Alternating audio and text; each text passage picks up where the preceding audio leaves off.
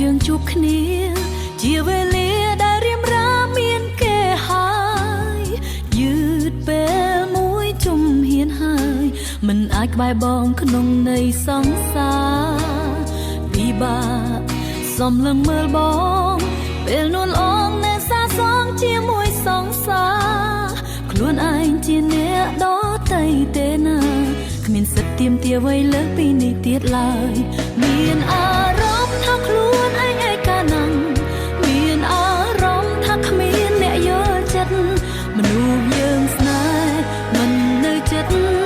ស្នេហ៍គេពិតមិនមែនយើងទេមិនអាចបង្ខំឲ្យគេស្រឡាញ់យើងក៏មិនអាចបង្ខំខ្លួនឯងឲ្យដើរចេញរត់តែហាមរត់តែតមិនអាចគេចចេញពីចិត្តពេលដែលនឹកគេយើងធ្វើអ្វីបានបើអារម្មណ៍កើតឡើងស្ទើរគ្រប់ពេលទាំងអស់ទោះបេះដូងមិនចង់នឹកគេសោះខំបន្លប់ធ្វើអ្វីផ្សេងក៏នៅតែមិនសុខបើសិនបងឯកាសូមកុំភ្លេចខ្ញុំណាមនុស្សម្នាក់នេះក៏ឯកាដូចបងទឹកភ្នែកស្រក់ហូររាល់ពេលនឹកបងតែមិនដែលរំខានបងជាមួយគេឡើយមានអារម្មណ៍ថាខ្លួនឯងឯកាណាំងមានអារម្មណ៍ថាគ្មានអ្នកយល់ចិត្តមនុស្សយើងស្នេហ៍មិននៅចិត្តស្នេហ៍គេពិតមិនមែនយើងទេមិនអាចបង្ខំឲ្យគេស្រឡាញ់យើងក៏មិនអាចបង្ខំខ្លួនឯងឲ្យដើរចេញរត់តែហាមរត់តែតមិនអាចគេចចេញពីចិត្ត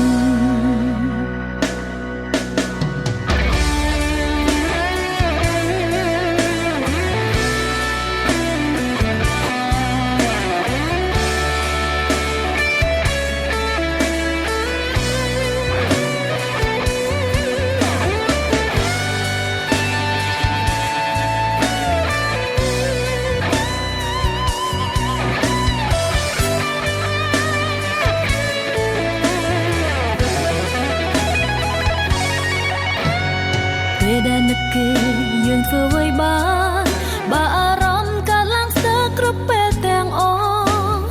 ទោះបេះដូងមិនចង់នឹកគេសោះខំបន្លប់ធ្វើអ្វីផ្សេងក៏នៅតែមិនសុខបើសិនបងឯកាសូមកុំភ្លេចខ្ញុំណាមនុស្សម្នាក់នេះក៏ឯកាដូចបង